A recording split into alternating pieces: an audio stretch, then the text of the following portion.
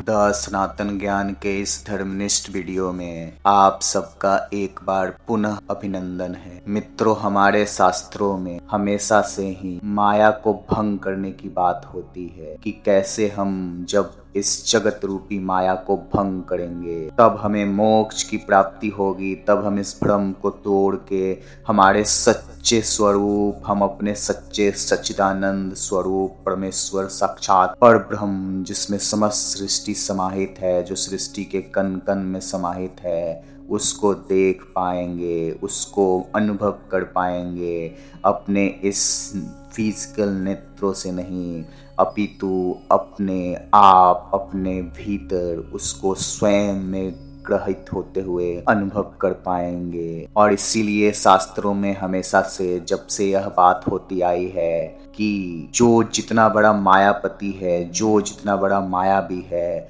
उसको खत्म करने, उसको समाप्त करने की बात होती ही रही है हमेशा से। इसीलिए हम अपने video series true interpretation of शास्त्र के इस नए अध्याय में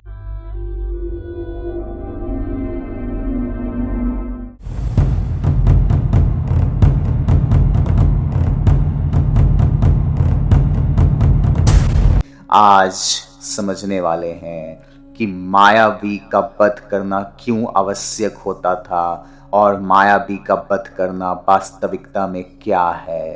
वर्तमान समय में अधिकतर मनुष्य इतना ज़्यादा भौतिकवादी हो चुके हैं कि वह कभी भी सच्चे अर्थ के पीछे भागते ही नहीं हैं। किसी भी चीज़ का जो सच्चा अर्थ है, हमारे शास्त्रों में लिखी गई बातों का लिटरेरी मीनिंग वो लोग निकालने लगते हैं और उनको लगता है कि ये जितने भी मायावी हैं, जिनका वध किया गया है, वह सब कोई मानव रूपी मनुष्य रहे होंगे, जिनको हमारे भगवान, जो कि कहानियों किस्सों में मानवों के रूप में दिखाया जाता है, अर्थात वह यह समझते हैं कि एक मानव ने दूसरे मानव की हत्या कर दी, उसका वध किया, भले ही अगर सामने वाला गलत है तो इसको नॉर्मल वे में वो लेते हैं। और ख़ास तौर से जो नव बौद्ध हैं वह हमें ऐसा समझाते और दिखाते हैं कि देखो, हमारे भगवान बुद्ध जो थे, वो उन्होंने अंगुलीमाल को शांति की राह पे लाया, उसको बदला, उसको अंदर से परिवर्तित किया, ना कि उसका वध किया। परंतु हमारे शास्त्रों में वह भगवान की आलोचना यह बात से करते रहते हैं कि उन्होंने तो वध किया, राम ने रावण का वध किया, कृष्ण ने कंस का वध किया, परंतु आधुनिक मानव इतना मूर्ख है कि वह यह नहीं समझता है, जैसे जैसे साइंस आगे बढ़ रहा है और हमारा ज्ञान धीरे धीरे आगे बढ़ रहा है, तो हमें यह बात अब अच्छे से समझ में आने लगी है कि कोई भी बात महर्षि, ऋषि मुनि प्राचीन काल में सीधे तौर पे किसी को नहीं बताते थे। और हमारे जितने भी शास्त्र हैं वो सब मानवों को समझाने के लिए मानवीय कहानी के रूप में गढ़े गए हैं। उस कहानी में जो पात्र डाले गए उसको मनुष्य के रूप में डाला गया, जो धर्म पालन करने वाले पात्र थे और जो अधर्म करने वाले पात्र थे, जो असुर थे, उनको राक्षसों के रूप में दिखाया गया। धर्मनिष्ठ होने का अर्थ होता है जो अपने धर्म पे कायम रहे। तो हमारे भगवान हैं उनको धर्मनिष्ठ चरित्र के रूप में दर्शाया गया, मानवों के रूप में, और अधर्मियों को राक्षसों के रूप में दर्शाया गया। अपितु यहाँ पे बस कहानी में समझाने के लिए, कहानी को इंटरेस्टिंग वे में, रोचक रूप में आने वाले जनरेशन तक पहुंचाने के लिए ऐसा किया गया और लिखा गया। वास्तव में वह जो मायावी होते थे वह कोई एक मनुष्य, एक आदमी, एक राक्षस, एक असुर की बात नहीं हो रही है।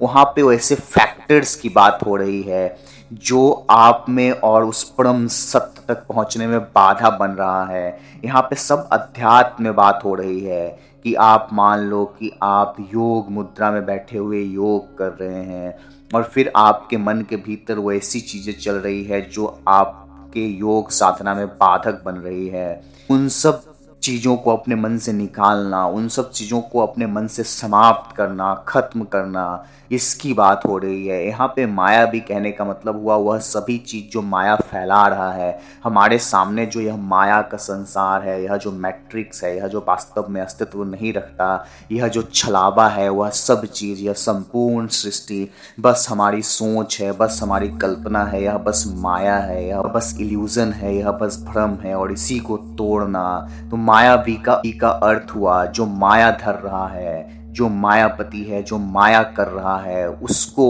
उसका समापन करना अति आवश्यक है। भगवान विष्णु को भी सबसे बड़ा मायापति बोला गया है, क्योंकि उन्होंने ही यह सांसारिक दुनिया का माया जाल फैला के रखा हुआ है, जिसमें हम जैसे साधारण मनुष्य फंसे हुए हैं। और हमें इस माया जाल को तोड़ के सत्य का ज्ञान करना है, परम लक्ष्य जीवन का मोक्ष प्राप्त करना है। और इसीलिए यह भी बताया जाता था कि यह बहुत बड़ा मायावी है। जैसे इंद्रजीत का एग्जाम्पल देते हुए विभीषण ने बोला था कि यह बहुत बड़ा मायावी है और रात्रि के समय इसकी माया में और वृद्धि हो जाएगी। अर्थात आप यहाँ से भी समझ सकते हैं कि जो मायावी होते हैं, इनको रात्रि का समय के बारे में हमेशा ही आपने सुना होगा, देखा होगा कि यह बोला जाता है कि रात्रि काल में इनकी माया शक्ति बढ़ जाएगी। इसका सिंपल सा यह बात है कि रात्रि कहने का अर्थात हुआ कि चारों तरफ डार्कनेस है, चारों तरफ अंधेरा है, और उस अंधेरे में आपको और अधिक भ्रम होगा। भ्रम अंधेरे से जुड़ा हुआ चीज है, उसी में हम ज्ञान का प्रकाश जला के उस भ्रम को दूर करते हैं और सत्य का तलाश करते हैं। दिन के समय सूर्य के प्रकाश में हमें सत्य का ज्ञान होता है,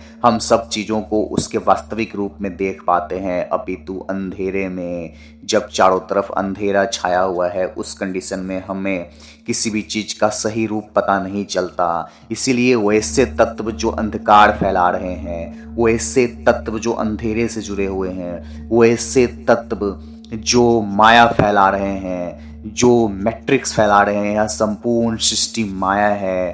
तो उस सब तत्व को माया भी बोला गया, और उसको खत्म करके ही, उसका वध करके ही, उसका समापन करके ही आप जीवन के परम लक्ष्य मोक्ष तक, सत्य तक पहुंच सकते हैं। आपके भीतर जो परमेश्वर परमात्मा का अंश, जो एक तरीके से इलेक्ट्रिसिटी की तरह आपके भीतर प्राण दे रही है, उस प्राण तत्व का ज्ञान करना, उस परम तत्व का ज्ञान करने के लिए आपको इस सांसारिक मोह माया का वध करना ही पड़ेगा। उसी को कहानियों के रूप में राक्षस, असुर और एक जीव के रूप में दिखाया जाता है, परंतु बात यहाँ पे तत्व के रूप में हो रही है। वह कोई एक मनुष्य, एक मानव नहीं है जिसका वध किया गया, वह सभी फैक्टर्स जो माया फैला रहे हैं, उसको खत्म करने की बात हो रही है।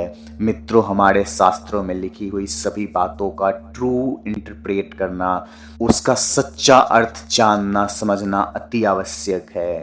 तो ही हम अपने जीवन को समझ पाएंगे कि जीवन क्या है, उसे कैसे जीना है, और जीवन का परम लक्ष्य क्या है। इसीलिए आप हमारे इस चैनल से बने रहें, क्योंकि इस तरह के बहुत सारे वीडियोस एक एक करके हमारे चैनल पे आते रहेंगे, जिस पे यही बात बताया जाएगा, ट्रू इंटरप्रिटेशन ऑफ शास्त्रों में कही गई बातों का सच्चा अर्थ जानने और समझने के लिए बने रहे हमारे इस सनातन ज्ञान धर्मनिष्ठ योद्धा के साथ। मिलते हैं आप सबसे अगले अध्याय में। तब तक के लिए, यह वीडियो देखने के लिए आप सबका हृदय से धन्यवाद।